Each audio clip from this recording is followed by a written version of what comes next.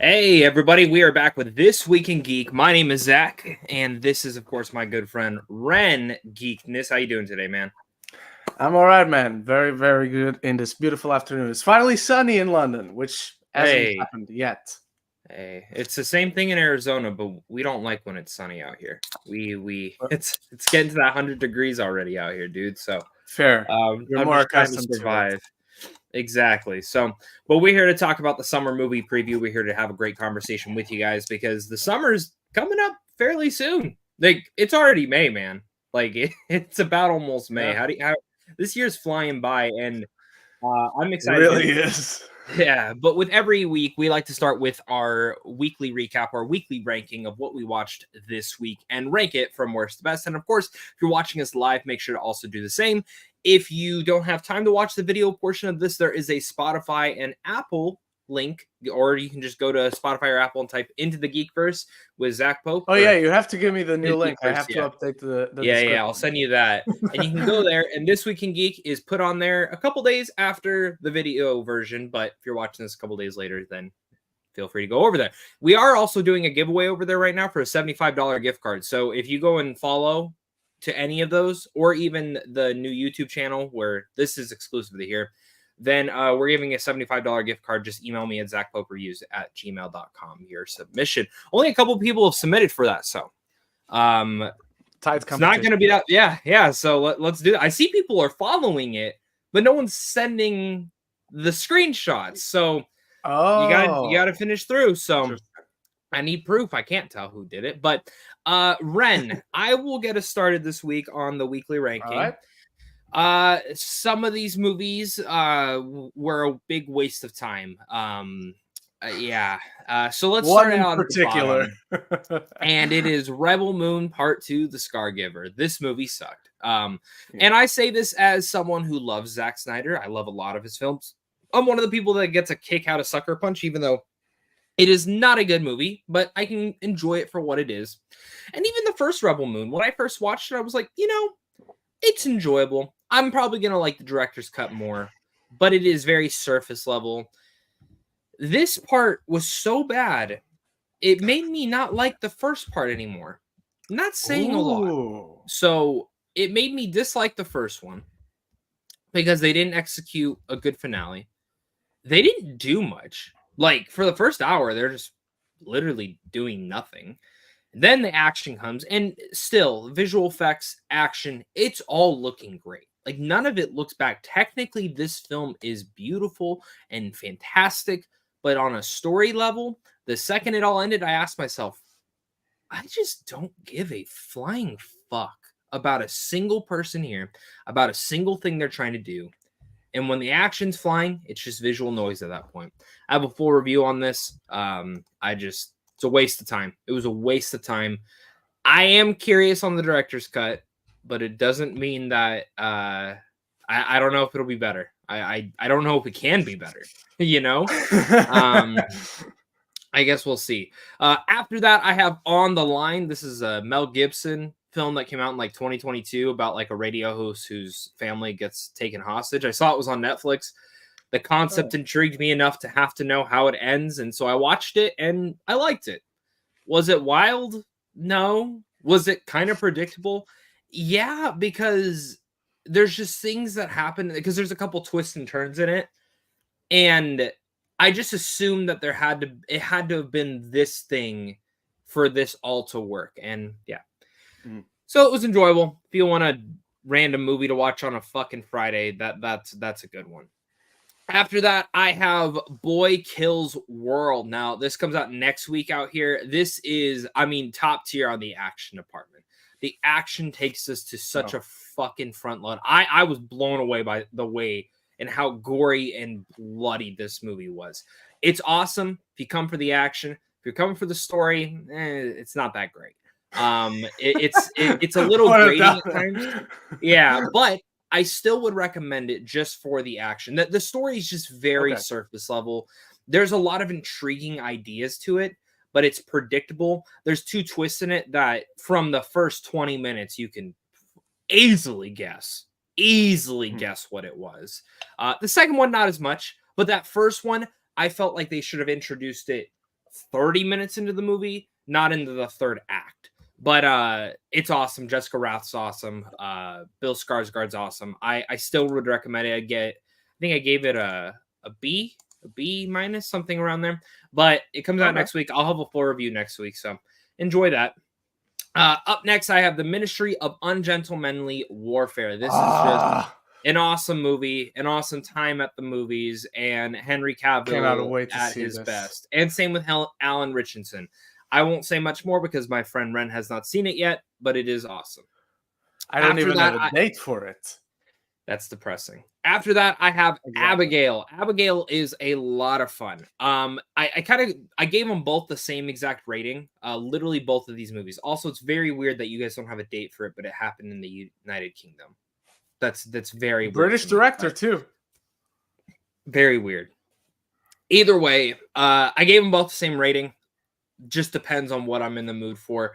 Abigail's awesome. I preferred the second half to the first half, especially.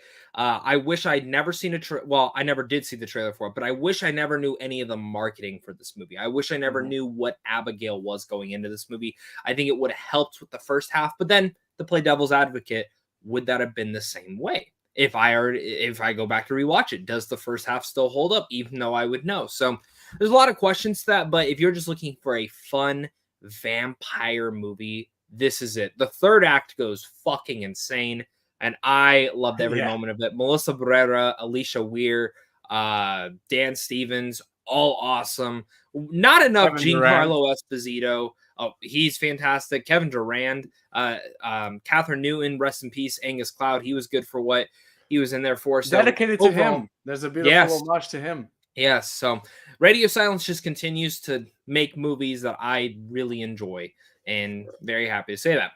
And last but not least, the number one film of this week is I've started my Planet of the Apes rewatch. So Dawn of the Planet of the Apes is flat out the best movie of the week. It's the best Planet of the Apes film. You started. Where's Rise? I don't care for Rise. I like it. I like Rise. But I wanted to watch Dawn, and mostly because my wife also wanted to watch Dawn instead. She doesn't care for Rise at all. So I got to watch what she wants to watch. So I'll watch it by myself. But Dawn, amazing. I'll probably watch War this weekend. But Dawn, dude, it's fucking incredible. It's the best Planet of the Apes film. Like bar. No, for me it's War. War is the best. Oh, War is incredible too. War I mean, hand in hand for me. So, but yeah, that's my weekly ranking. What about you?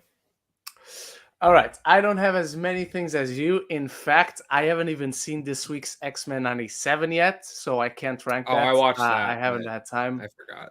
I'm going to watch it later today, finally. In last place, like you, is Rebel Moon Part 2, The Scar Giver. I echo every single one of your thoughts. This felt like yet another waste of time where you don't care about any of the characters. Everything about it rings hollow. There's some really choppy editing throughout this entire film. The first one is a bad movie, but it kind of flows structurally. This one doesn't have that luxury. It is so choppy. There's no way the R-rated cut isn't better. And I could write a whole thesis on a scene in this movie. If you haven't seen Rebel Moon, you're going to be shocked. But there's a scene in this movie where there's an entire massacre where people are shooting at each other, stabbing each other. It's basically the Red Wedding, but not as hard R visually. And there's a literal his version will be bed. Yeah, exactly. And there's a literal band in the background, just randomly between these shooting. Like, did they rehearse with these soldiers? This scene alone is the thing I'm most invested in this entire universe. This film, again, felt like another waste of time. We didn't learn anything new. We didn't do anything interesting. And unfortunately, it's the third Zack Snyder movie I don't like at all. I think it's bad. Third one in a row, or just third one? Third one overall, but second one in a row. You liked Army of the Dead? I liked Army of the Dead. Okay. I don't like Sucker Punch. I get it. Both Rebel Moons and Sucker Punch are the ones that... On top of that, I'm going to have Abigail. Abigail, like you said, it's really awesome. I love campy, but extremely violent horror movies.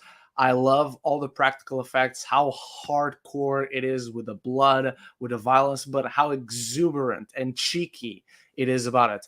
Everyone brings so much personality. I love this is probably some of my favorite performances from some of these actors' career because they work so well together and individually. Really, really love this. A really great surprise at the end. I did not expect. I thought it was really cool. Someone that shows up. So yeah, that's really, really good. And on top of that, review coming later today. I'm in the middle of the editing process. Luca Guadagnino's Challengers. My review is going to surprise some of you in ways you expect, probably in ways you didn't expect because of how I felt about the film and the final grade. It comes very close to dethroning one of the top 2 movies of the year, if not both of the top 2 movies of the year for me. So Challengers is truly, truly, truly fantastic. Love it. That's it for me. Okay, perfect. Well, guys, make sure to leave yours in the chat. Let's go. It looks like we have G. Colby. If you want to share those, Ren. Mm-hmm. Looks like he's the only one that shared it so far. So G. Colby Porter says, number 7, Rebel Moon Part 2, even worse than the first. 6, Drive-Away Dolls. I need to watch that. Number 5, Civil War. It's 4, good. Abigail. 3, Conan O'Brien. See, you know what's funny? I have 3 friends that, like, you and me are, like, sometimes on the same marker, but, like, they both gave it a 1 out of 5. Like, they did not fucking like that movie at all. I was like, really? Yeah. Like, one of them told me, he's like, that's the worst thing I've seen in like 5 years. Jesus. Right. And he watched a lot of movies, so I don't know. Number 3, Conan O'Brien Must Go. Great for fans of his remote podcast. And I want to start this. Oh, really? I've never even heard of it. Yeah. I like him too. I love it's new. It's new. It just came out. Okay. And then number 2, X-Men 97, episode 5 and 6. The show's been excellent so far, especially episode 5. Yeah, episode 5 is the best TV episode of the year. Number 1, Shogun, episode 8 and 9. And yep, that'll be it. I still haven't watched Shogun. That'll be it. I need to catch up because I had screeners, so I watched episodes 1 through 8, and then while I was preparing a review, I realized, oh shit, this has 10 episodes. I can't review this, so I need to catch up on 9. Oh, so they have 10 this week. Oh, okay, so they have. Okay, so it's a 10 episode series. That's cool. Yeah. All right, awesome. Well, let's share my screen. Let's go to present this. We're going to talk about the movie preview. We're going to do the movie preview thing. The summer movie preview. Summer movie preview. All right. So that's showing. Yep. Perfect. Yep. All right. So we're going to start with the first week. And really the only big thing that's coming out is the idea of You. Have you heard about this one? Are you excited for it? I have. I am, just because I love Anne Hathaway. She's one of those. Premiered this at the Phoenix Film Festival. I know. Sean was there. I have his review. Oh, okay. Our friend Sean Chandler. I have his review on my watch later playlist, just so I get to it, just so I know what it is. Yeah. And I just love it. Do you watch? Do you listen to the?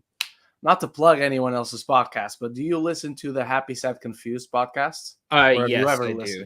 Not consistently, but I do listen. Yeah. Same. If the guest interests me, I'll watch it. And so there's a question he asked, like, actors that make you smile, and Anne Hathaway is one of those actresses for me. Yep, so I agree. I'm definitely interested. She very much is. So, yep, I am too. I think my screening's the week of. It's like the day before it comes out or something like that. It's like the only time they could screen it. So, going up to the next week, though, this is where it gets big, which is on May 3rd. Oh, well, I guess it's all the same week. So that comes out Thursday. Then we you get it May 3rd? Okay. Yeah. So we have two movies this week. One's an A24 movie called I Saw the TV Glow. This actually looks really interesting. Have you heard of this one or no? I have. I saw the trailer. Many other people in my place might be ashamed of this. I'm not ashamed of it. I didn't get it. I saw that trailer and I was like, huh? I haven't seen anything for it, so very interested. Premiered at Sundance, but the big movie of the week is The Fall Guy. Ryan Gosling, Emily Blunt, a stuntman romantic comedy. This is one of my most anticipated films for the summer. It looks awesome. I've had a friend who saw it at a test screening last year, just been hyping the shit out of this film. It premiered at South by Southwest to great reviews. It was shown at CinemaCon to great reviews. This just seems like David Leitch found his calling in really much his homage to stuntman and love letter to stuntmen. And it seems perfect because he is a stuntman. So I'm very excited for this. What about you, Ren?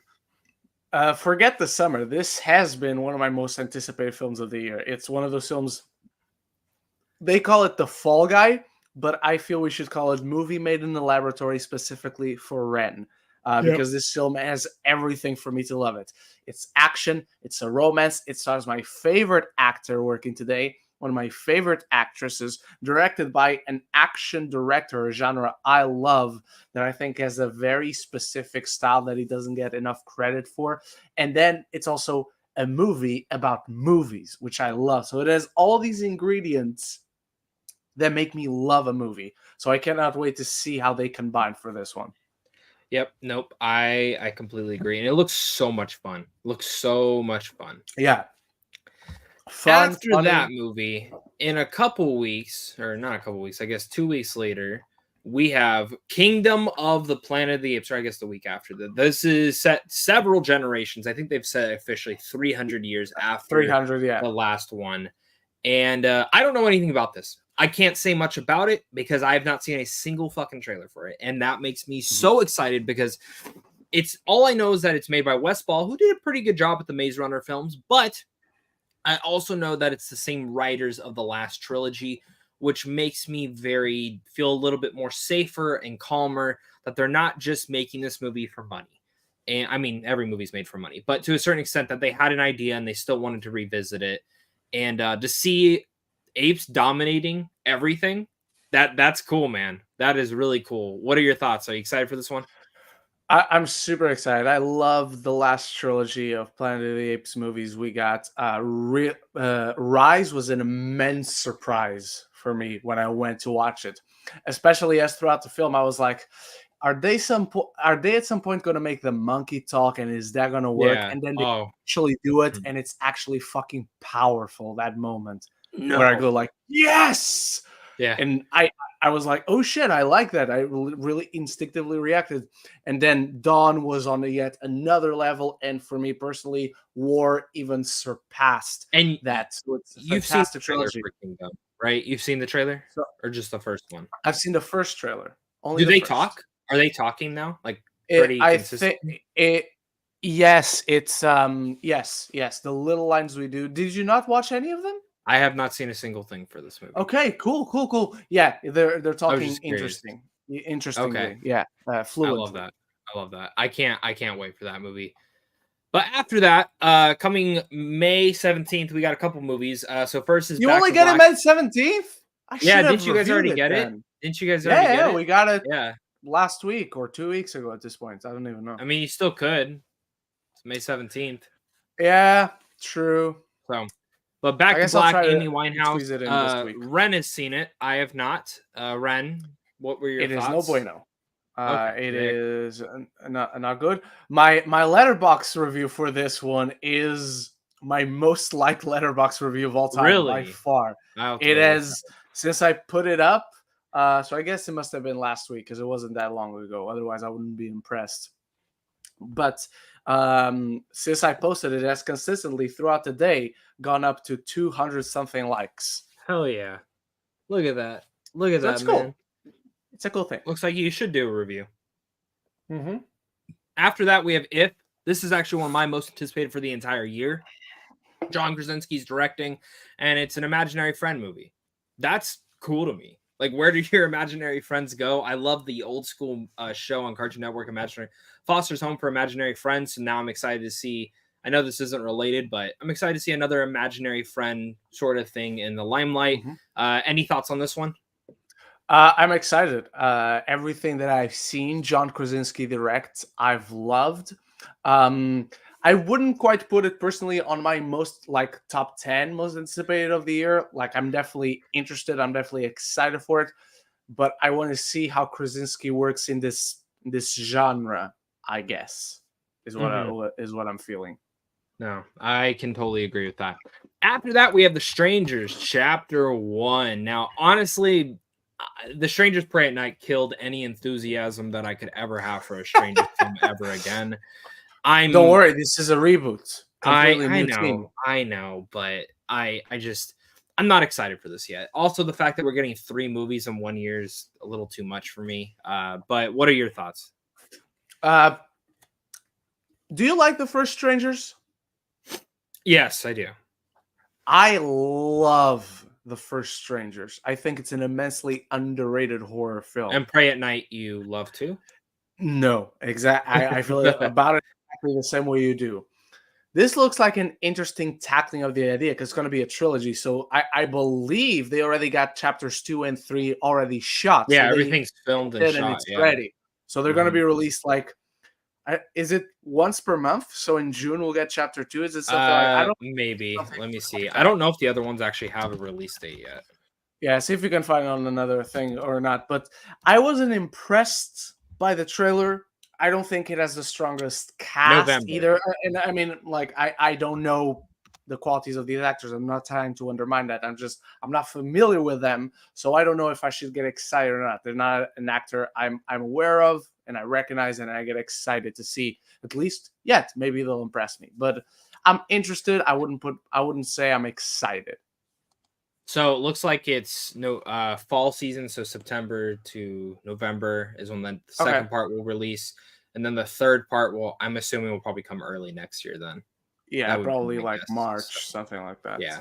So which is kind of smart. I like the marketing for it. Like I guess that's kind of cool Mhm. that by the time the second one is about to come out, the first one will probably be on VOD, so then people can like Yeah, watch true. it and do all that stuff, or maybe even on streaming. So other than that, moving on forward, we have the last week of May, Furiosa, a Mad Max saga. I'm doing my top 10 summer movies, and I'm still trying to decide what my ranking is of the top 10, but Furiosa might be that number one. This just looks like fucking everything, man. I cannot wait. It looks just on pure trailer alone, I think Furiosa looks better than Fury Road. And I loved Fury Road. I love the trailer for it, Controversial. but I do think Furiosa looks better, specifically the second trailer.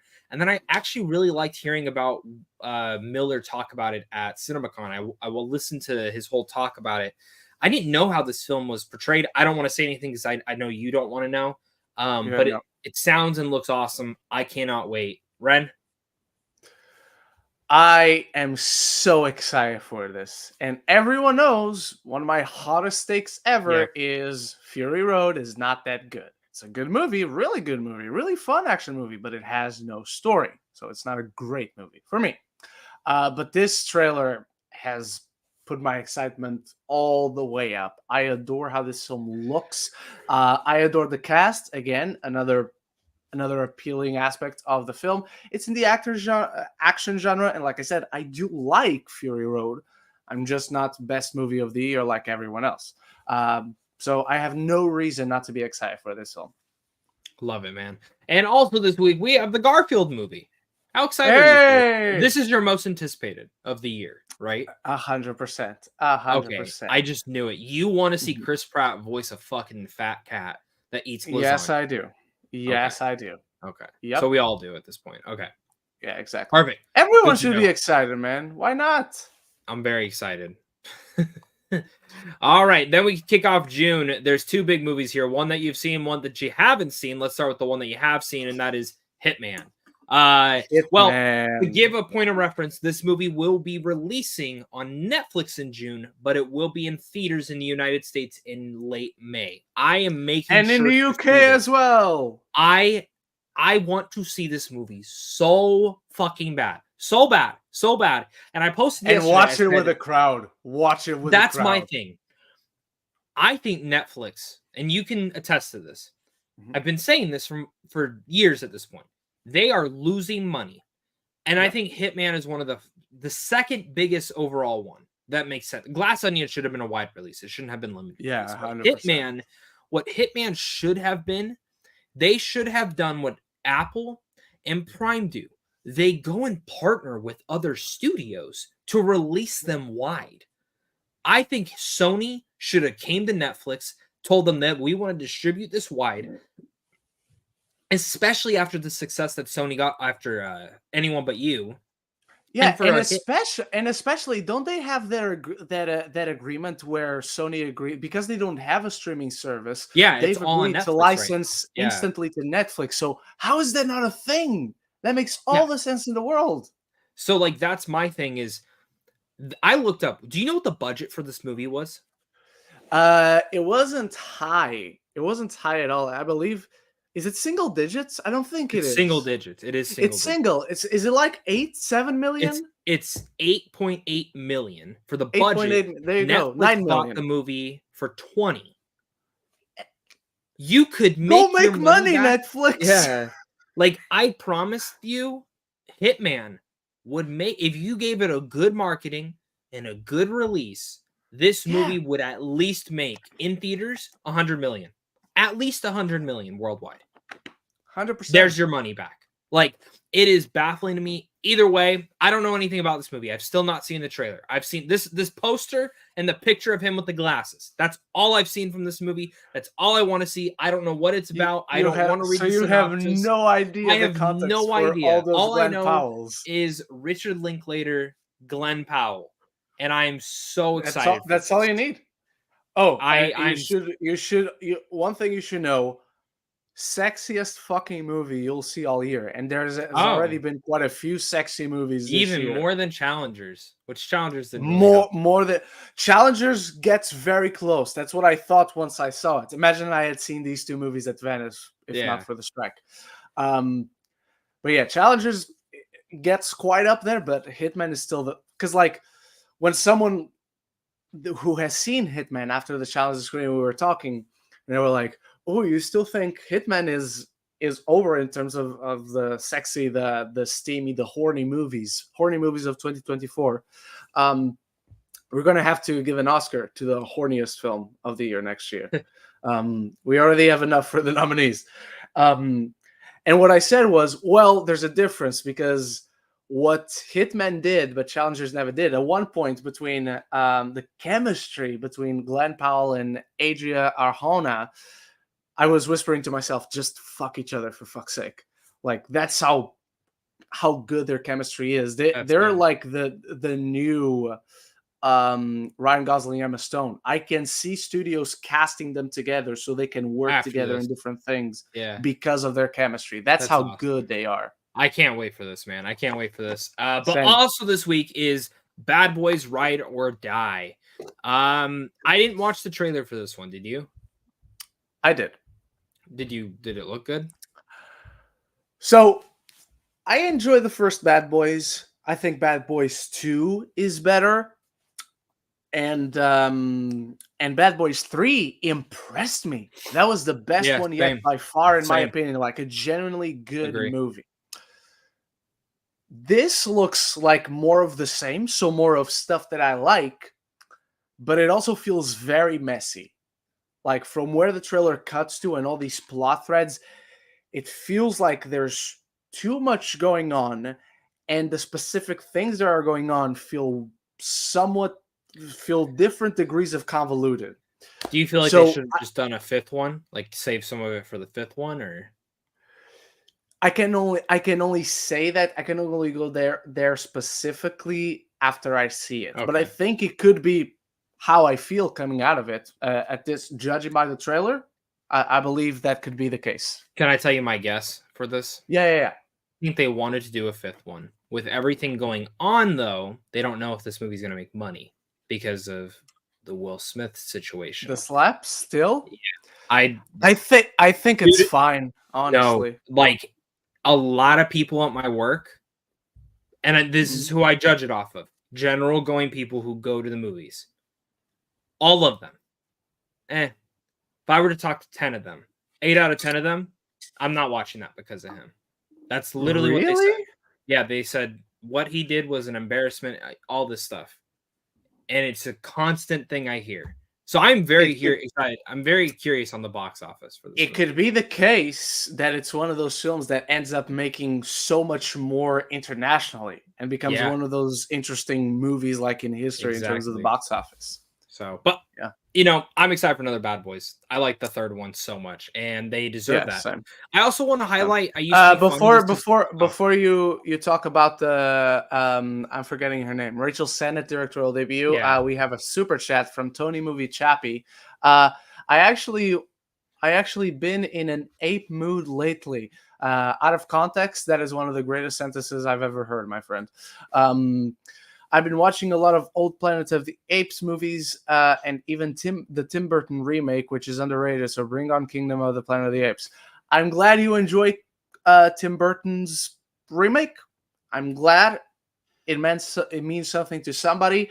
I'm not that guy. I really dislike that film. I don't think it's absolutely terrible, but I do not think it's good. Zach, what do you think?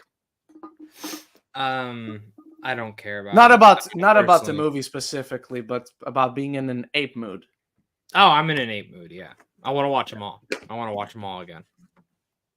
So there's that. Have you ever seen Thank the you for old this. ones? I've seen 1, 2. I think there was 5 of them, right? Yeah, I believe 5 or 6, but I don't think I ever 5. saw the last 2, but I've seen Okay. 1, 2, and 3. I grew up with the first one. I love Okay. the first one.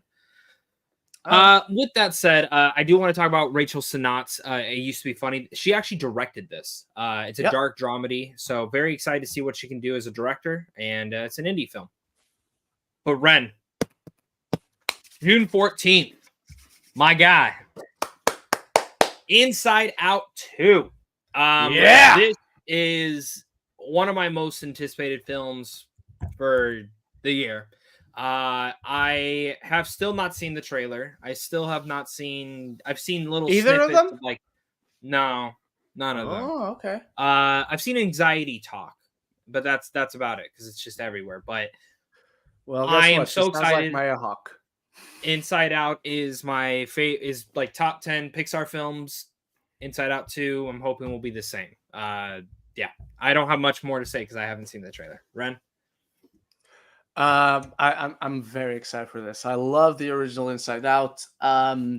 Shame that Pete Docter is not coming back. But I'm still very excited. I've enjoyed what I've seen from it thus far. Only seen the first trailer as well. No, I saw the second one because I've met the other emotions. I think they're adorable. They're really cute, and from the trailer, it feels like the film is avoiding specifically what our inherent fears going into a sequel to Inside Out would be, and it's going to be really smart and really nuanced in what it explores. I love that. Which I'm happy about. Love to hear that. Also, this week is The Watchers. This is coming from M. Night Shyamalan's daughter. I know someone who's seen this. So it's about what you would expect, probably. It's going to be a love it or hate it type of situation, it seems. He said half his audience loved it, half his audience hated it. And I am interested to see this nonetheless. It's her directorial debut. She's done some things in TV with The Servant. And also, I still contend, I think she directed Old, personally. I think M. Night Shyamalan was kind of just there, but she was a co-director on Old. But it's a very interesting concept. You have creatures maybe at night, strangers in the cabin. Who's gonna play out? Dakota Fanning's there. I'm a person. I'm a Shyamalan defender, and if you're bringing in his daughter, I am there for it. So, Ren, are you excited for The Watchers? I haven't seen a trailer for this. I just know that someone who's seen it and that it's from M. Night Shyamalan's daughter. I'm interested, but I don't know. Does she inherit her father's tropes? Because she clearly inherits his aesthetic. And because of what you said, I'm like, do I want to know what it is? After the show is done, of course. So I'll be debating that with myself. I'm definitely interested. I'm definitely going to be there. I'm more interested when we talk about the actual Shyamalan movie. I think that's an interesting. We have not talked about this like in full, but yeah, I'll be there out of morbid curiosity, if anything. Fair enough, man. Up next, we have in June 21st, we got a Another movie couple I've movies. seen. Yeah, we got 3 movies. Kinds of Kindness will start out though real fast. This is Yorgos Lanthimos' new movie. I personally don't care for this one yet, which is saying a lot because I love Yorgos, but it is an anthology. The trailer didn't really do anything for me. I just like seeing Emma Stone dance. Ren, what about you? I feel the same way as you. The trailer did nothing for me. It didn't make me not anticipate this movie, I guess, but ultimately what I felt about the trailer was if I saw this trailer and I put my feelings towards Yorgos or Emma aside and it just says the name of another director, it's a completely forgettable trailer. I'm not all that interested in by itself. I'm Doesn't tell going you out of anything about the story. but any of the stories if it's an anthology. Yeah. But yeah, I'm going into it on my interest specifically for this exists because of Borrow Trust, not for anything this trailer did or didn't do. Yep. Nope. I agree. Same thing this week. You've seen this movie, The Bike Riders. I love Jeff Nichols as a director, so he hasn't done anything in a long time. Since Ren, tell me Midnight why everyone Special, should go which is see The also Bike fantastic. Riders. Ren, Everyone should watch it. because it's gonna be the coolest fucking movie of the year. It's very interesting thematically. It's a very interesting exploration of this subculture and the meaning of loyalty between all these people who ultimately were wayward souls and just found this niche love for something so specific, and yet they were bonded for life. Someone's tragedy was the entire group's tragedy, and there's something inherently interesting about that.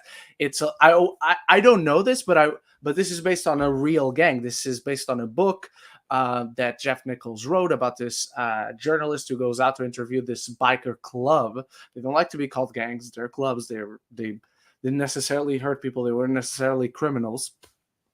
And I wouldn't be surprised if a show I adore, it's one of my top 3 shows of all time, Sons of Anarchy.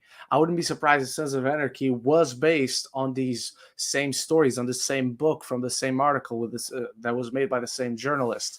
It's just really cool. The performances are fantastic. Tom Hardy, Austin Butler, so different from Elvis, because Elvis is exuberance, it's showboating, it's performance, it's pomp and circumstance, and this is so much more reserved and emotionally restrained. And Jodie Comer, of course, Mike Feist, who's right now in Challengers, is going to be out in Challengers next week. Really, really good movie. I think a lot of people underrated it around festival season. I hope it gets all that love it deserves. Do you think you can make a profit? What is the budget? Let's see. What do you think it is? I wouldn't be surprised if it's around, at most, it feels like at most it would be like something like 80 million. I'm going to go 80? 60 million. It's 40. 40 million. Yeah, I think it can. So, okay. Yeah. It also got a 9 million tax credit, so the budget was lower. It was about 30.7 million after. Yeah, so, I think they're good on making a profit for sure. Sure. After that, we also have the Fancy Dance. I'm just interested in this because Lily Gladstone. Lily Gladstone is in this. This premiered at Sundance 2 years ago. So holy shit. It's finally coming out. I wonder why. It's going to Apple. I've heard it's great. I didn't get to check it out at Sundance when I went that year, but have you heard anything about this one or no? I recognize the name, but I couldn't tell you what it is about. I know nothing about this. Okay. Apart from the title. Well, let's move into the next week because we got another 2 big movies, and that is starting out with A Quiet Place Day 1. Directed by the guy who made Pig. Love Pig. And Love Pig.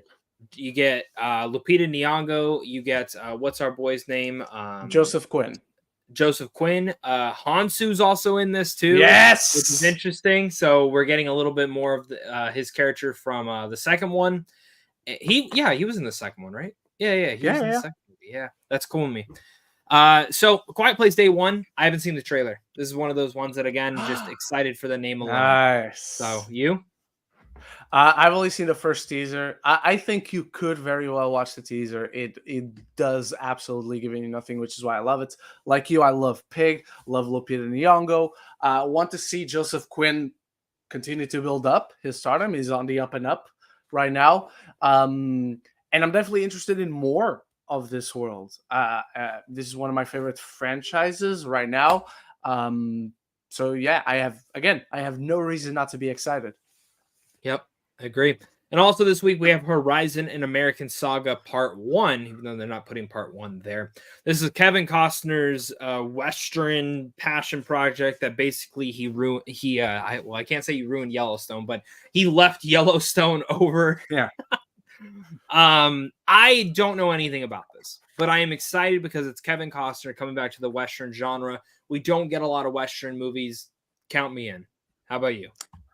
I love Kevin Costner. I love Kevin Costner as a director. I love Westerns. I love epics. And I love Yellowstone. I cannot wait to see this. I am so excited for this film. I really hope it doesn't disappoint, but I'm so extremely excited for it. Fingers crossed. Can you go back to the date of those two? Because there's a movie in between that I first heard about. It was playing around Telluride, I believe. And then never heard about it again. Eventually, when I was in America, me and Tessa in LA, we went to the AMC Burbank 16, the legendary cinema there. We went to watch Madam Web, and one of the trailers that played was for Daddy-O. And it's a very interesting trailer. It's one of those trailers that gives off the vibe of, this could either turn out into something really interesting and reflective, contemplative, very, very emotional, in fact, or it could end up being a bore fest. But the way the trailer conveys everything, it's very, very intriguing. I cannot wait to see this. Okay, I haven't heard of it, so Yeah. But good cast, so and apparently it's just them. It's just Sean Penn is a taxi driver. He picks up Dakota Johnson at the airport, and it's the journey to her place in New York, I think. Oh yeah, that's very accurate. An hour and 30-minute movie on it. Yep, that's very accurate in New York. Coming up the next week is Despicable Me 4. Sure. I don't know. I don't have much to say about that. And Beverly Hills Cop, never seen. No, I've seen the first one, but don't really remember it.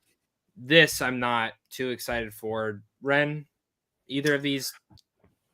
I have never seen any of the Beverly Hills Cop movies. So let me watch the first one, and I'll get back to you. Maybe I'll love it, and I'll be like, "Fuck yes, I cannot wait for Exo Fuck." G. Colby's comment about Despicable Me 4. Gru had sex. I think look, it's one of those things, as someone who has a YouTube channel, like who watches movies, who loves going to the cinema, I'm going to go watch it. Yeah, same. Am I interested at all in yet another Despicable? I think I'm proverbially, not literally, because again, I'm going to watch it. I'm proverbially tapped out of this franchise in terms of investment. I'm done. I'm going to watch it just so I can talk about it 100%. But yeah, maybe it'll surprise me. My expectations are not low. They're just absolutely non-existent. There's no expectations for this. Yeah. No, I get that, man. But in the same week, man, we have Maxine, the finale to the A24X horror franchise. So I'm one of those people that I thought X was good. I liked it. It was an awesome horror movie, but it's not one that I've gone back and revisited. Pearl, kind of the same way. I liked Pearl, but never gone back to revisit it. Maxine looks like my fucking cup of tea, though. Maxine looks like my fucking cup of tea. This movie looks awesome. I love the trailer. I did watch this one. I did a reaction. It's just right up my alley. Cannot wait for this movie. What about you, Ren? A couple of weeks ago, we made an episode about the most surprising things we learned about each other, and I just learned yet something else that we somewhat share hot takes on this franchise thus far. I thought X was fine; it was enjoyable, but it wasn't. I thought it was awesome, but it's not one that I could mind-blowing go or back. anything. Like I'm like, okay, Yeah, I'm no, totally gonna go back and watch I it. haven't. I haven't gone back to it since. That's how little And Pearl? I thought of it, I guess. Okay. And Pearl, Pearl, I straight up did not like. I did not like Okay. it. I thought it was a bore fest. Okay. I liked Pearl, but didn't think it was boring. I don't think it's badly performed or anything badly shot. Nothing like that. It's just I was bored. The story did not have me invested. And now I'm going to echo your thoughts again because Maxine looks like my fucking cup of tea. I was not excited for it. I watched it out of curiosity. I've seen the other two. Of course, I'm going to see this one, but it's fine. So, and you'll probably get it in like what, 5 months from now?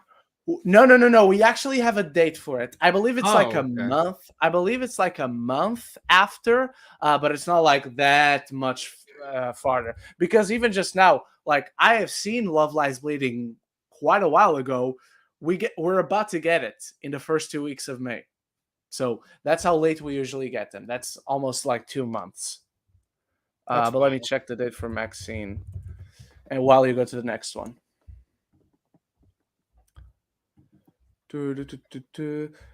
Wait, when do you get it? July? Yeah, we get it a month later. You get it in July. You get it July 5th. We get it August 9th. Okay. That's not too bad. Yeah. So, sweet. With that said, we're moving on to July 19th, and we're going to Twisters. I am very excited for this. Lee Isaac Chung is directing this. This is who made Minari. Loved Minari.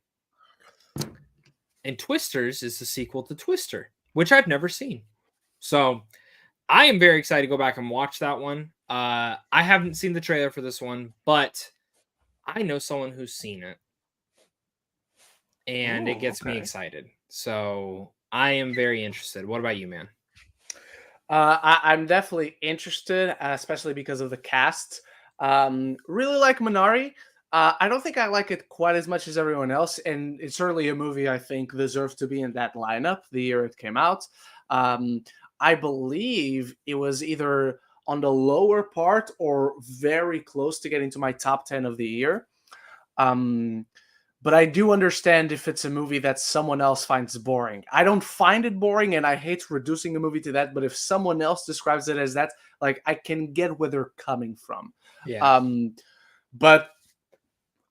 I'm interested in how a director who directed so well a movie so calm and serene like that, and now moves on to this, even though, like you, I have never seen the original Twister. Oh, sweet.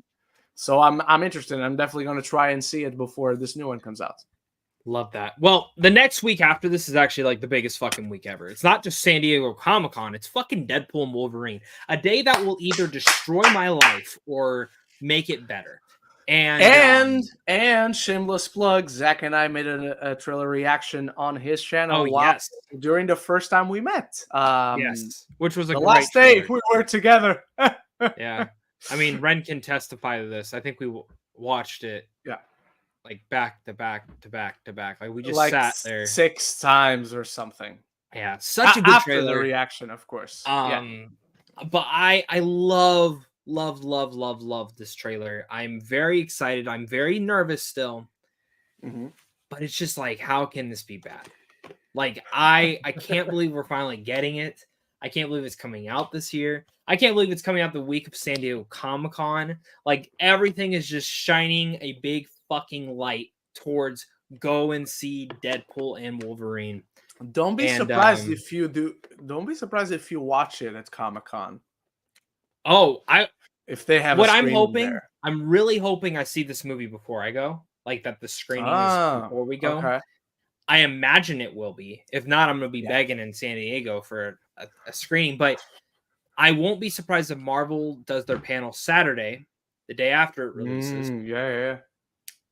And I won't be surprised if Ryan Reynolds and Hugh Jackman show up. Oh yeah, and they confirmed like they're in And Secret Wars. Can you yeah, imagine that? I Like think that'd be everyone's fucking like, cool. "Oh, Marvel, they're so back, baby." Yeah. So I don't know, man. I'm so excited. I'm Me nervous. too. I'm Me scared. too. But it Very just looks excited. so good. It looks so good. And I love the first Deadpool movie so much. I love this. What about you, man? How excited are you? I know you've been saying the I, same thing, but I'm super excited. I love Deadpool as a character. I love the movies. Wolverine is one of my favorite superheroes of all time, and I love the Hugh Jackman um, the Hugh Jackman version of the character specifically, and Hugh Jackman as an actor in general is one of my favorite actors. So I cannot wait for this. I'm so excited. And of course, to state the obvious, I love the MCU as a whole. So bringing all these new things into the sandbox that I love, amazing. yeah, I agree. All right, to kind of round out, I want to ask you: do we count August as summer movies or no? Yeah. Okay, cool. I'm just Summer gonna as a season only ends in September. So. okay. So I'm gonna end this real fast. Harold and the Purple Crayon. Who gives a fuck? Let's talk about August 9th. We got Cuckoo and Borderlands. Cuckoo, I'm very interested in. Dan Same. Stevens and Hunter Schafer new horror film. Count me in. Eh, Borderlands. Jessica Hennick is also in it. Oh, didn't know that. I haven't seen Yes. anything else, Yep. so I just know them. Okay.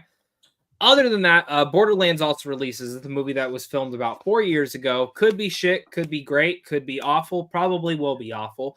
But Could it be great?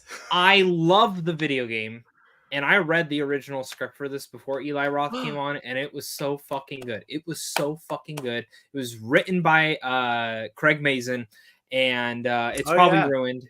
It's probably not the same. It sounds like he. Do we know who rewrote it? Was it Eli It was Roth Eli himself? Roth. It was Okay. Eli Roth. Yeah. Okay. So, I don't know.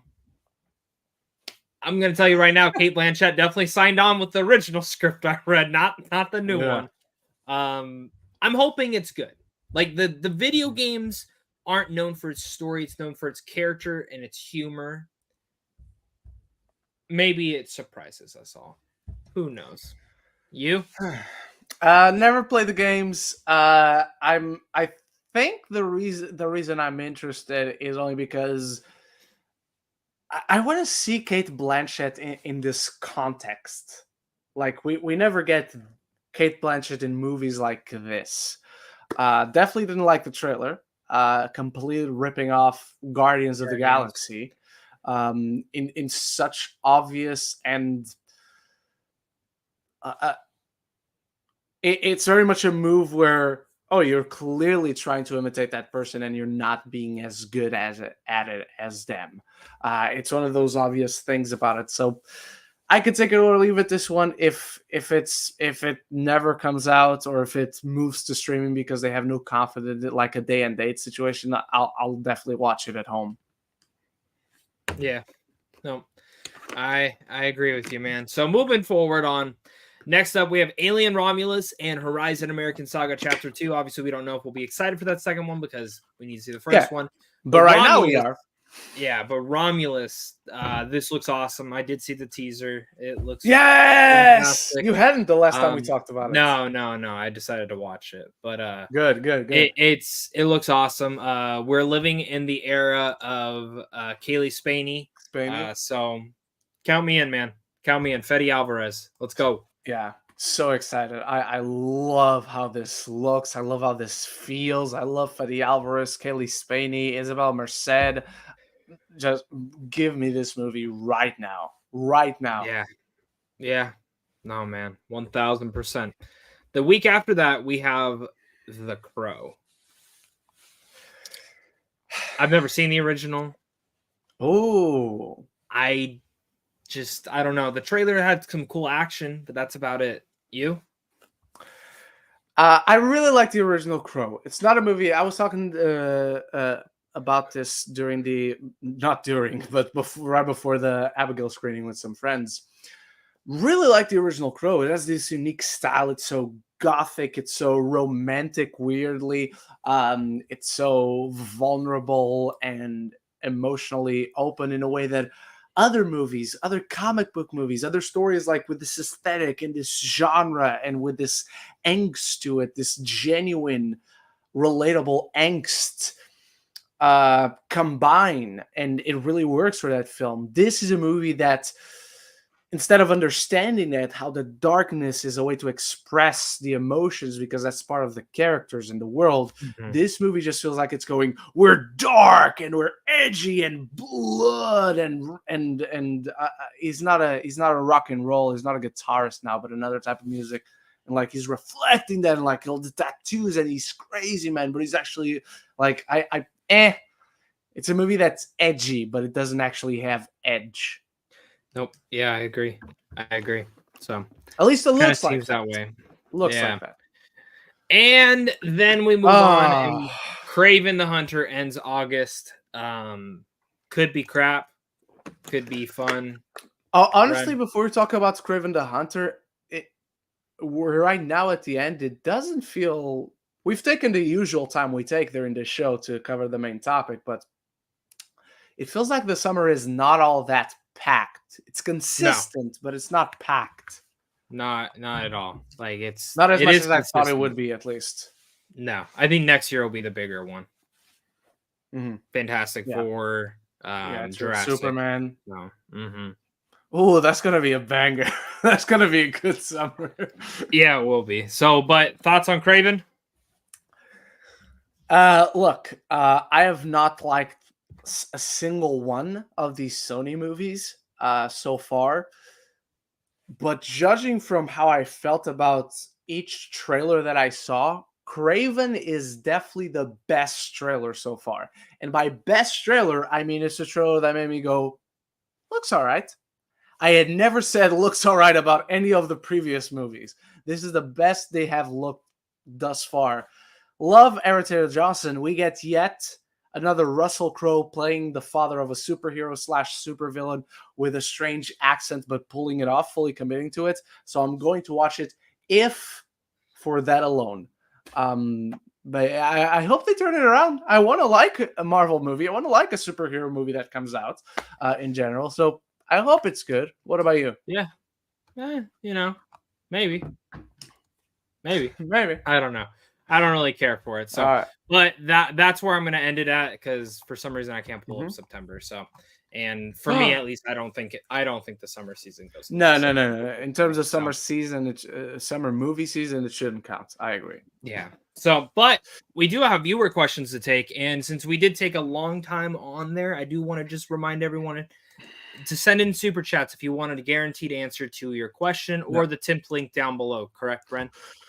Yes, correct. And you're not just supporting us, but you're supporting us by watching the show. But if you want exclusively supporting us and not YouTube as a corporation, you can go through the tip link, because it gives us more of the percentage of your support. Awesome. All right. Do you want me to start? I have it up already, so it's up to you. Yeah, you go for it first. Okay. You start it off. Lady Erin kicks off. Thoughts on the Fallout series being renewed for a second season? What are your hopes for season 2? So, I've watched it twice. I love the video games. Holy shit! Playing them right now. I didn't have a choice. I watched it once by myself, and then my friend Phil, you met, one of my groomsmen. We had to do the podcast together.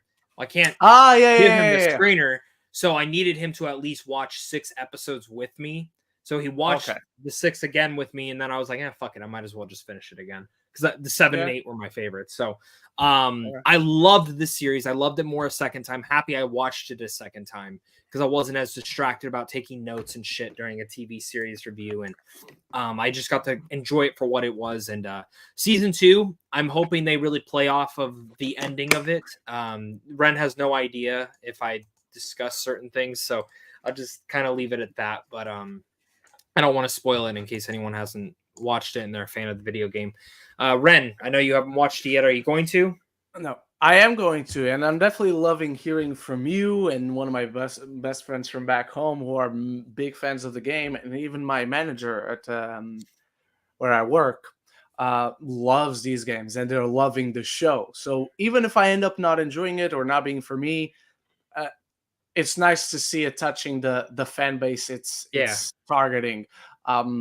But it does look like generally, just as a show, just as a story, looks like something I'd enjoy in a genre I I think you'd gravitate like it, towards. especially since you And like Westworld. and it's Jonathan Nolan, exactly like as So that Nolan touch is what I'm hearing. yeah, very Nolan touch. It's Westworld, but without the puzzle box. So Okay, there's still a puzzle to cool. be fixed, but it's not Yeah, like yeah, yeah, yeah. every episode you watch it sometimes and you're like, I have no idea what the fuck I just watched. That's good. That's good. So, all right, Ron. Lady Aaron also asks thoughts on The Witcher ending with season 5. Number one, not all that shocked. I'm surprised they're going that long. Um, I, I think I'll watch season 4 out of morbid curiosity because, like, it's Liam Hemsworth. This dude has never given a good performance in his life. Well, He he is did when he not a good cheated on actor. Miley.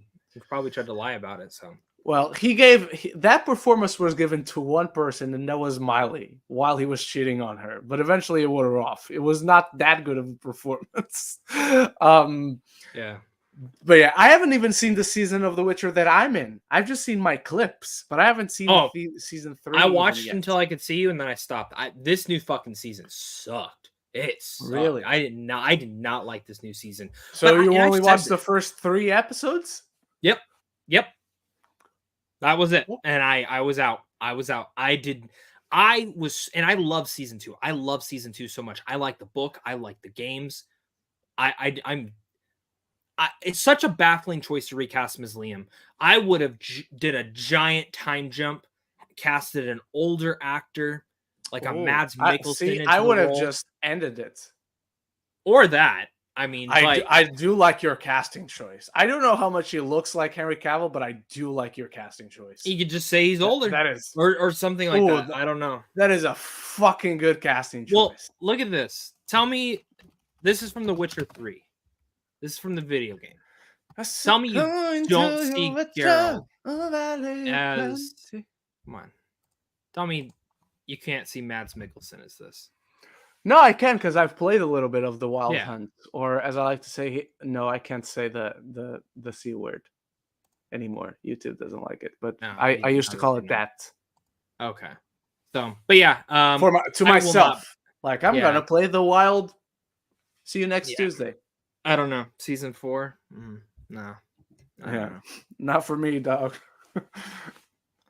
All right. Well, Up next, have you next? guys gotten into any new music lately? If so, what new music have you both gotten into and have been listening to? I don't listen to music because I just sit there in my car and think about how much I do not want to go to work.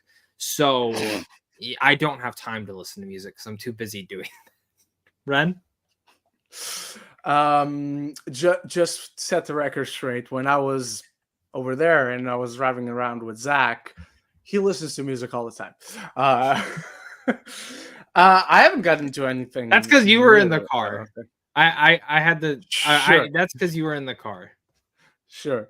But the Challenger score is bloody fantastic. Oh yeah, it's so good. And it's so interesting how it's a score that in the movie, I can't quite remember this 100% correctly, but I feel from what my memory tells me, the score, each track in the movie ends suddenly, like it stops. But in this actual score in the album, they flow from one to another, like they don't stop. You don't stop listening to one before the other starts. So I think that's really interesting, and it's one of the best scores of the year. Doesn't beat Dune, but it's one of the best scores of the year. Personally, for me, it did. I think that is the best score of the year. Even though Dunes is incredible, I just Challenges is like super unique. And also, yes, the score is as horny as the movie itself. So some of the lyrics in that score is like, oh, did not expect this to happen while I was doing like bicep curls. Yeah. But interesting experience. Yeah. Your turn, man, on this one. This next one's going to be fun. All right. Lady Aaron, Ren, thoughts on the first show that we got for Transformers 1? Only ask me because you have a reaction on your channel for people to go check out.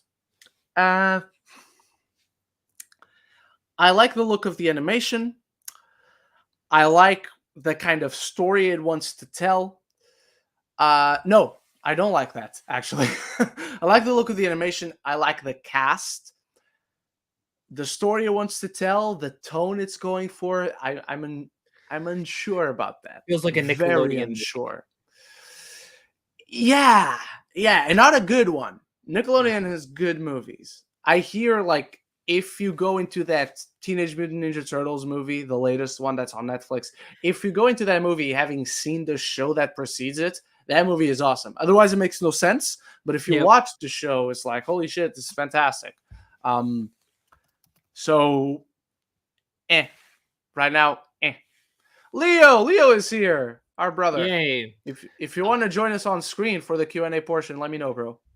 Up next, we got thoughts on Quentin Tarantino dropping the movie critic to his final movie and going back to the drawing board on thinking what his final film could be. This almost was our main topic. You wanted to make, you suggested to make this the main topic. I have a lot of thoughts. I think he's now in a bubble. I think he's just like, my next movie has to be perfect. It has to be perfect. It has to be the best thing I've ever created. I also have heard that the movie critic, though, was very not widely accessible. It would have been towards a certain niche, and I think Tarantino probably also wants to go out on something that's accessible, like a majority of his films are. So I think it's depressing because I wish he would just quit the bullshit on the 10 films, because we all fucking know, like, dude, you will make another movie. You will make another movie. Yeah. Like 10, 15 years after your final one, you will make another movie.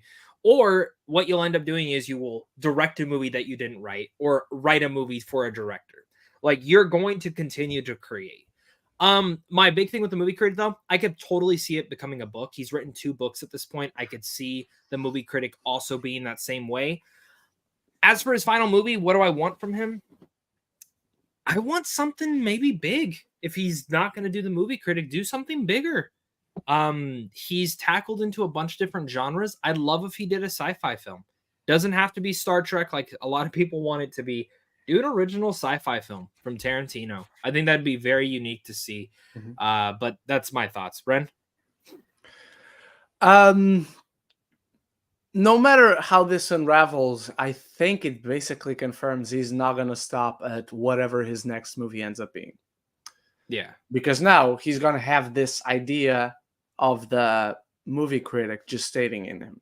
Yeah. I've always been of the stance that, he's going to walk away, says he retired, but he's an artist. He's a writer. He's going to come back to it. He's going to have need closure on this or that. And this only reinforces that belief. Because now, like I said, he's going to have the idea of the movie critic just stating in the back of his mind. But also, whatever he does next, he's always going to feel that pressure. Because, yes, publicly announced, it's my last movie. It's my last movie. So you have the public awareness of it. All eyes are on you. Yeah. Do you really? I know people like to work under pressure. I know directors are locked out. I like to work under pressure. But do I want this kind of pressure for this in this specific situation? This is my last movie. I don't think he's going to do that. I don't think it's going to happen. So one way or another, what I come out of this feeling with this situation is we're going to get more than one next Tarantino movie. Yeah. No, I agree on that. I agree on that, man. Yeah. I think you should read the next one again. All right. So, Lady Aaron, congrats on Zach on the beginning of your new journey with your new Into the Geekverse podcast. I already have subscribed. Thank you so much. Are you nervous about this new podcast starting up and how it will be juggling between multiple shows? I'm not nervous about the juggling piece of it because it's only once a month for each one. And this in April is very much just the test run, start getting stuff up.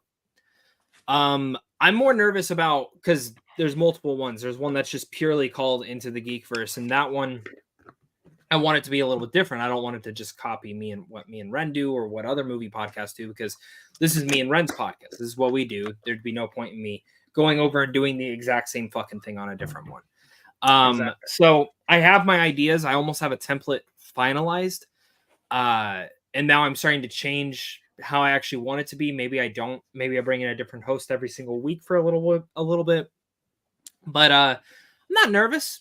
I just hope it works. I have bigger plans for it. The whole feed in general. But it just depends. Do people tune in? Do people not? So all you can keep doing is watching, listening. Even if you're not listening, put it on and just let it play. Same thing with YouTube. YouTube is a big part of that. Like, just put on a video and just let it play, even if you're not going to pay attention. Like, or maybe you've already watched it, the audio, or listened to the audio version. So thank you so much. I appreciate it. But yeah, we'll see. It's always weird starting up something new, because at first, if you don't see it succeed, sometimes you have that thing where it's like, well, I should just fucking quit now. Because it's like, it didn't come off the gate as I wanted to. So, but I have I'm gonna give it a certain amount of time and see how it goes, and then we'll see if I need to run harder on it, or if I'm just gonna be like, you know what, this will just be a fun project. We'll see. All right. Lady Aaron, thoughts on Keanu Reeves being the official voice of Shadow the Hedgehog in Sonic 3? Awful choice. Fucking awful choice. Super excited. I love this so much. He was basically one of my top 3 choices. I've always said my suggestions have always been Keanu Reeves, John Bernthal, Jason Momoa. Like, those 3, you give it to any of those 3, they'll crush it. They'll fit right in with Shadow. Shadow is my favorite character in this entire franchise, in the video games, in the cartoons, now in these movies. So I cannot wait to see this. I cannot wait to listen to his voice in the character. Like, what lines do they give? Like, to even be playful about the combination of Keanu Reeves and Shadow as a character. So yeah. What about you, Zach?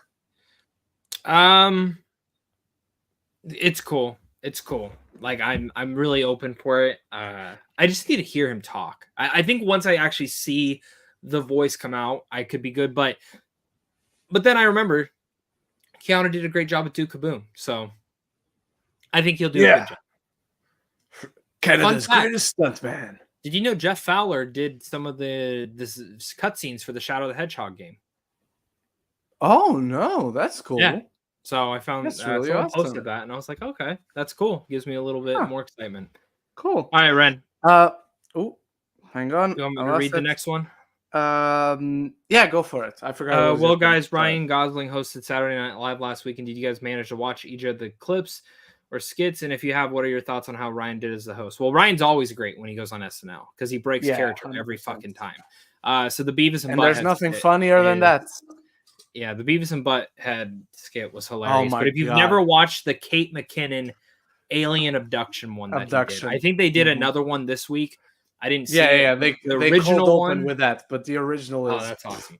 The original is perfect. So Ryan Gosling in more comedies, please.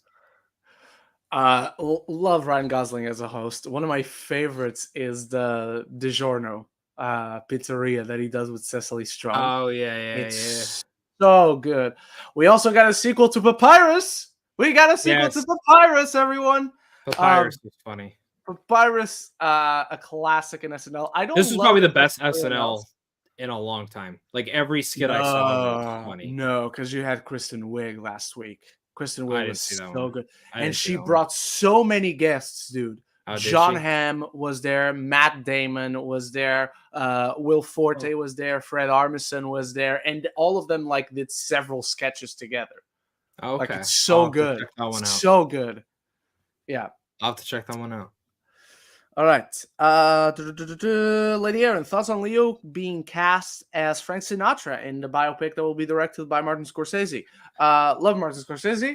Love Leonardo DiCaprio. Fits right in with Frank Sinatra, an interesting enough figure. And I trust him enough to be dark and to show the dark side of Sinatra. He had a very dark side if you research about it. So yeah, cannot wait for this. Zach? Same. Leo, I hope you can sing. Yeah. I think he can sing that low. Like, I can sing Sinatra because he doesn't usually go all that high. All right. What's next? Lady Aaron, thoughts on who is casted to be in Now You See Me 3? I don't give a flying fuck. Dominic says it was casted. That's all I remember. I love that. The kid from Detective Pikachu. I still don't get what Hollywood sees in that kid. More than us. He's fine. Ariana Greenblatt is also in it. I don't And care. Isla Fisher is coming back. They're all I coming love back, man. This is just I love the original film. The original film is so good. It's so underrated. Second one, no, not that. yeah. It's not quite good at all. I really don't like it, so I hope this is more in line with the first one. Let's see. Let's hope for the best. Yeah. You do have Before, a super chat, by the way. I know. I was about to get to it. Before we move on to the next question, are you into Grindhouse, cooked up crazy movies? If you're asking like about the movie Grindhouse, I like it. I think it's I like fine. Planet Terror. I did not like Planet Death Terror Proof. is Planet Terror is solid. No, yeah, I don't. No, I hang on. I'm trying to remember how I feel about these movies. So yeah, I think Death Proof is fine, solid. Planet Terror is not great, but there's something more unique about it, Yeah. more interesting about its aesthetic and how it tells its story and all that. So yeah. Sweet.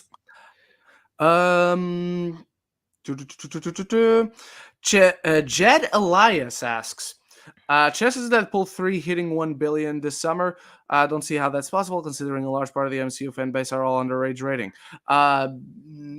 Untrue. Remember, the MCU at this point is 16 years old.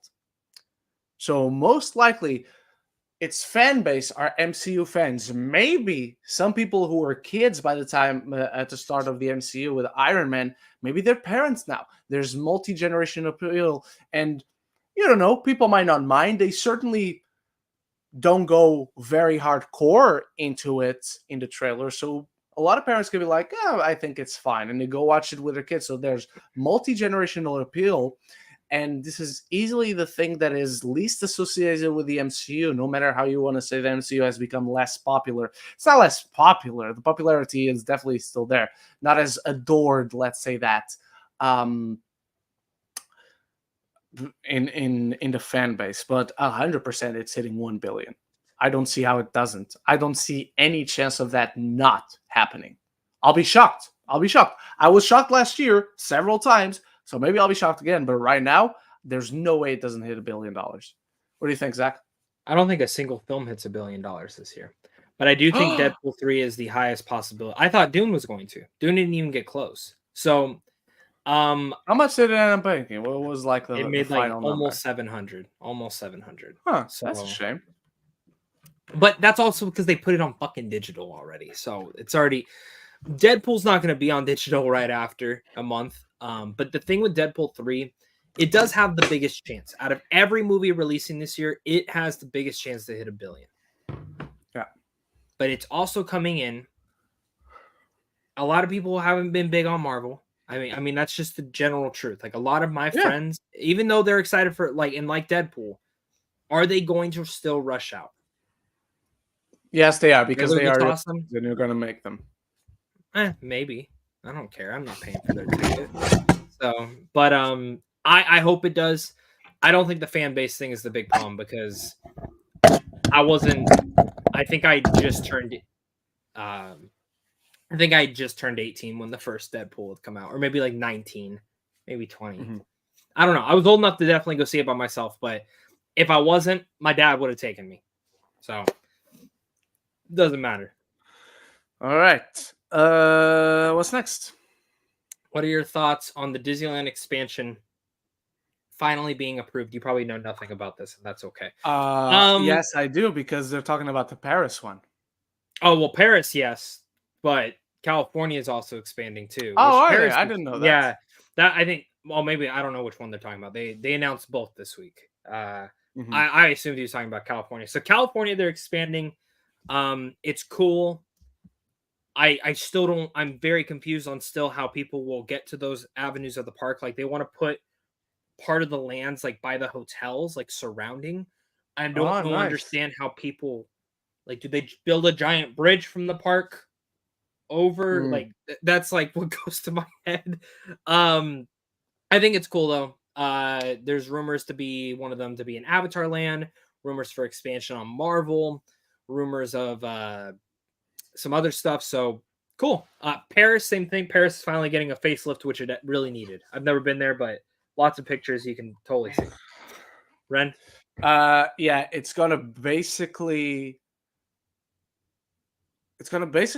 no, not basically. It's gonna literally double the size of the park right now because they have proper Disneyland and they have Disney World Studios, which I think now it's gonna be called Disney Adventure World or Yes. Adventure Park. Yes. Disney Adventure World.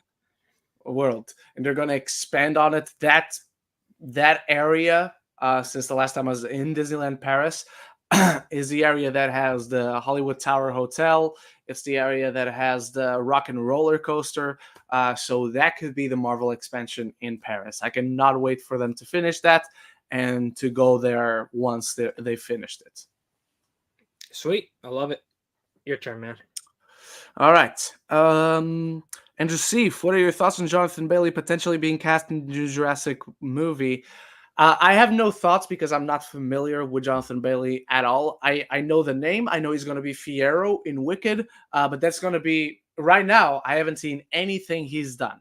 So unless I catch him in another movie until then or a show that I watch or whatever, that's going to be my first exposure to him. So right now I have no thoughts. I have more thoughts on any other of the casting the castings that happened this week.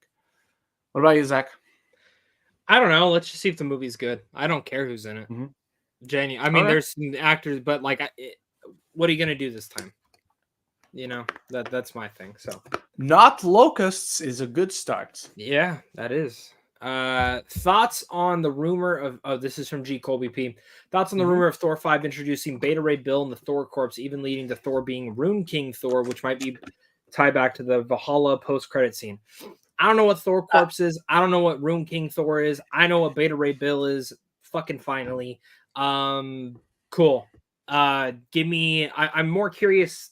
I don't really care what Thor 5 is about. I'm more curious on who directs and writes it. Personally, for me. So let me know when that happens.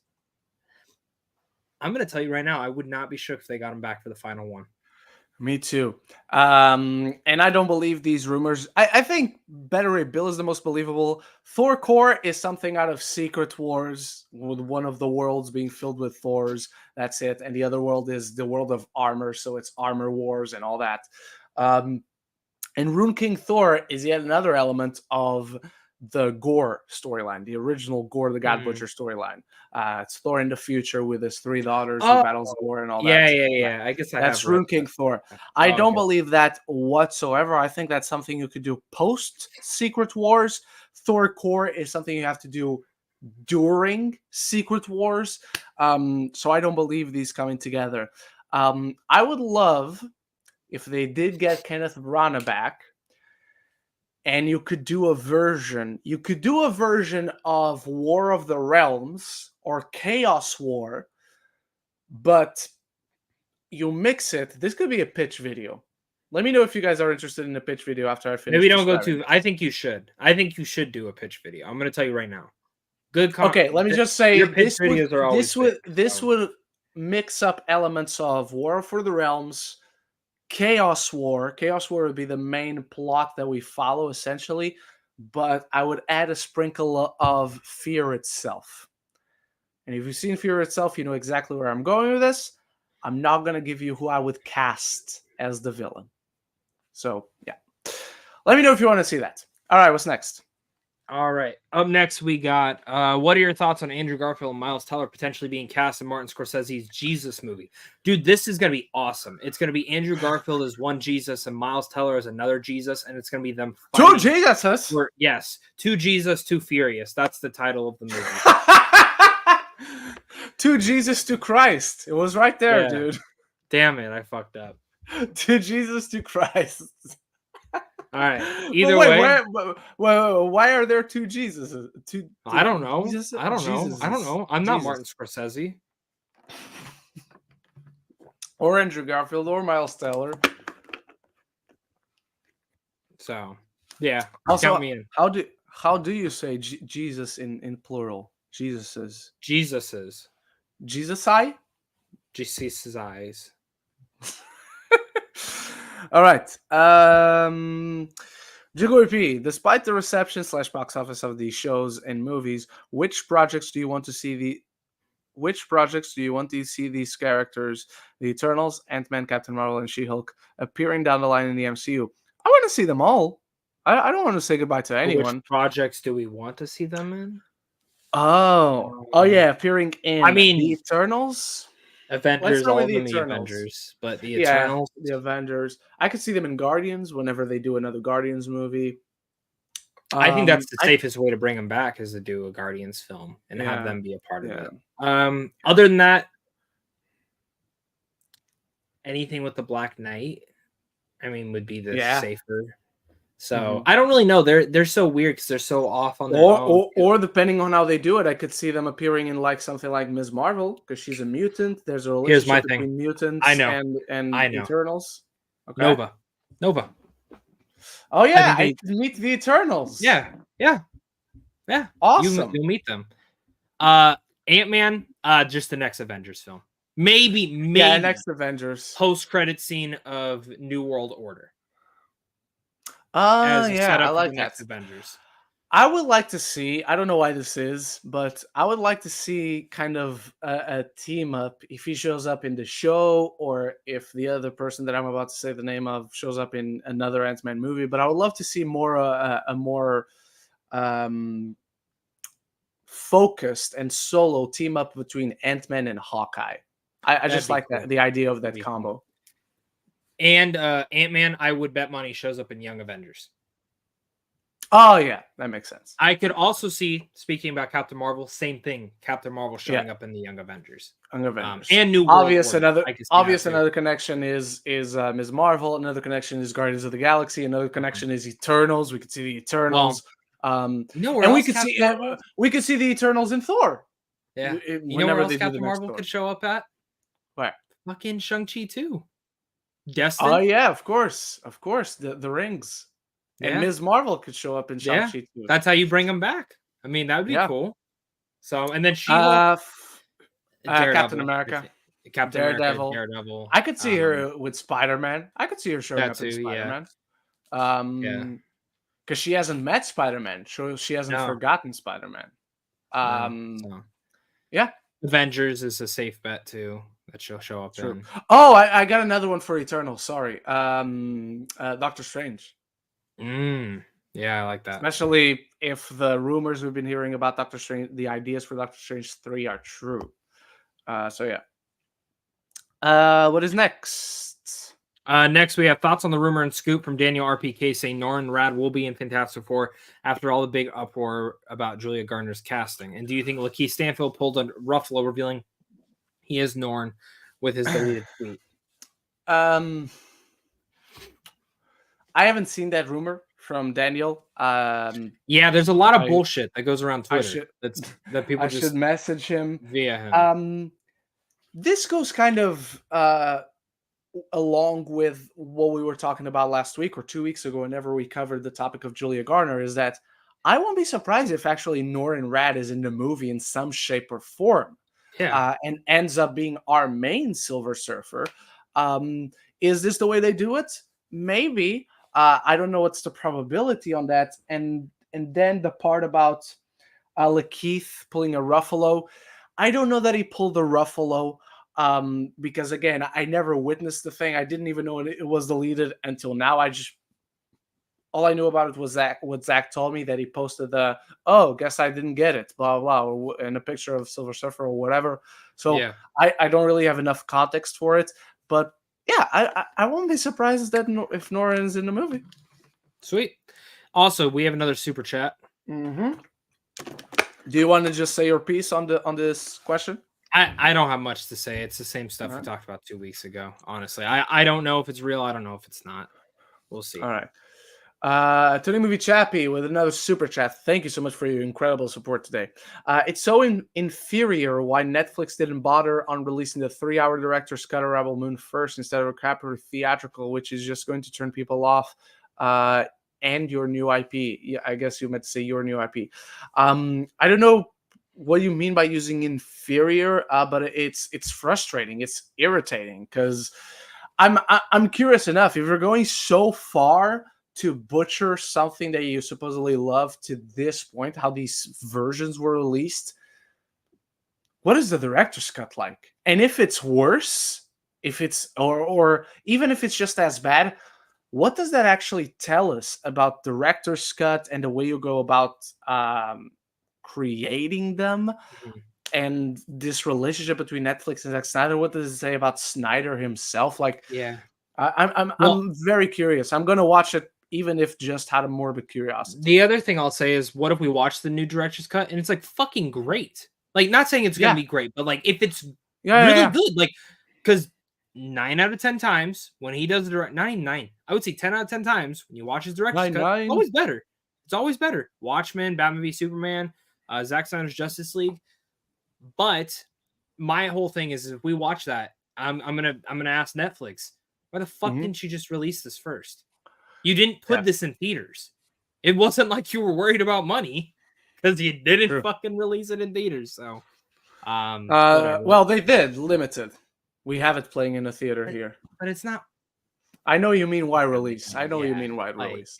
yeah, like it still doesn't make Um, sense. Like, all right, we're out of time, but there's only 5 questions. Let's do it rapid fire, Zach. GGP, with okay, Abigail out, with comic book project Marvel or DC, could you see Radio Silence pulling off John Constantine? yep, yep. Fucking stole mine. That or Justice League Dark, since they're good within this ensemble. Well, So, yeah, of course. yeah. Yeah, I agree. GGB, thoughts on the rumor about Sydney Sweeney possibly joining Black Cat, possibly joining Spider-Man 4 as Black Cat? It's been out here for ages. Like, everyone wants her to be cast as Black Cat. I don't know how legit the rumor is. I don't know where it comes from. I didn't even know it was a rumor right now. But if it happens, awesome, because she's fucking perfect for the role. Zach? Same. All right. Andrew C., what are your thoughts on Lily Rabe, Jodie Turner-Smith, and Phoebe Waller-Bridge being cast and Colin Farrell and Margot Robbie's A Big, Bold, Beautiful Journey? I have no idea what this is. I never heard of this movie, but it has Margot Robbie, it has Colin Farrell, now it has Phoebe Waller-Bridge. I'm interested in it. I need to research about it. Zach? I'm more excited not because of the casting, but because it's from the director of Columbus and After Yang. So, Oh, I love Columbus. same. So, After Yang sucks, though. oh, I loved After Yang. So, Andrew C., what are your thoughts on the rumors that Timothée Chalamet may star in Back to the Future homage directed by J.J. Abrams? I don't know what we're talking about. Genuinely, this is the first. it sounds like he's I'm doing another learning Super about. 8. It's a rumor going around. Oh, okay. That's DJ's Cool. next project, but it's Cool. cool. Probably gonna be another Yeah. Super 8. Like, it's another Yeah, exactly. homage type of film. So, All right, final question. Dimitri Scott, thoughts on the rumor that about Target discontinuing their physical media sales in 2025? No idea about this, but I don't have a Target anyway. Zach, go ahead. they barely sell physical media as it is. So, Bastards. yeah. So, all right, take us out, Ren. It sucks. Sorry, everyone, to end on a downer, but thank you so much for watching if you're watching. Thank you so much for listening if you're listening. Thank you for joining us each and every week. If you do, or if you're just about to join us, thank you in advance. My name is Ren Geekness. This is Zach Pope. Reviews coming out throughout the week for Hitman, and later today, Challengers coming out on the channel right here. Stay tuned. And we got another super chat. We can't ignore it. Sorry. Tony Movie Chappie with a $20 super chat. Thank you so much, Tony Movie Chappie. That's incredible. I worry for Zack Snyder, because if Snyder wants to do a new Rebel Moon, especially with the Backlash Part 1 and 2 do you think Dan Lin, who's now in charge of Netflix, may not want to continue that? Oh, he's not. We're not getting a third. Quality. I'll tell you that right. I don't think we're getting a third one at all. I'll be shocked. I'll be shocked if we get another one. Yeah, so definitely not. There's no way. And I'll tell you right now, Snyder. This is his. You do one for me, now you're gonna do one for us. They just did 2 for him. Yeah, in the year, I guarantee he'll be directing their Gears of War film. It's just a perfect match. I would be shocked if it really does not happen. I don't know. I don't have any inside knowledge, but they need a director for Gears of War. There's a reason they haven't announced it. There is a writer already on it. Zack Snyder's the one to do it. So, all right, everyone. Thank you so much, Tony Movie Chappie, for the incredible support today. Thank you, everyone else, for all the good questions, for watching us, again, for listening. Reviews very soon from both of us. Stay tuned for many more videos. And until the next one, love each other. Also, happy 420, my friends. Enjoy your day. And love each other. And love the movies.